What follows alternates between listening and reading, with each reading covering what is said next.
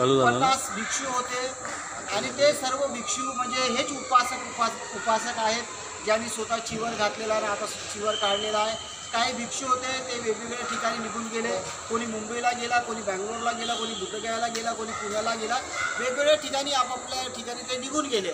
अशा प्रकारे हा सर्व भिक्खू संघ म्हणून त्या थायलंडमध्ये एकत्रित होऊन धम्माच्या ज्ञान घेतलं आणि मोठ्या कष्ट आणि परिश्रमाने धम्माच्या ज्ञान मिळवून आज ह्या भारतामध्ये ते परत आलेले आहेत आणि हा खूप लांबचा प्रवास करत इथपर्यंत आलेले आहेत.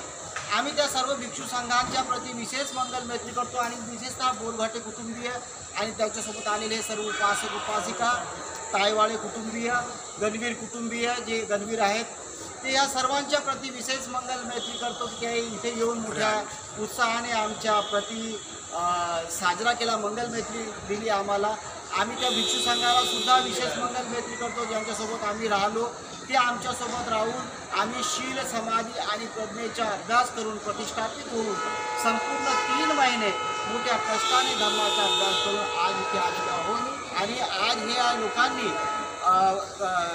उपासक चांगले व्हावे म्हणून माणूस आपण जीवनमध्ये खूप प्रयत्न करतो. यांनी उपासक चांगले व्हावे म्हणून 3 महिन्याचा मोठा कठोर अभ्यास चिवर घालून ह्या लोकांनी केलेले आहे. ह्या लोकांच्या प्रतिसुद्धा आम्ही खूप मंगल मैत्री करतो आणि भिक्खू संघाकडून आपल्या सर्वांच्या प्रति मंगल मैत्री करतो. सर्वांच्या मंगल हो, सर्वांच्या कल्याण हो, सर्वांना सुख शांती.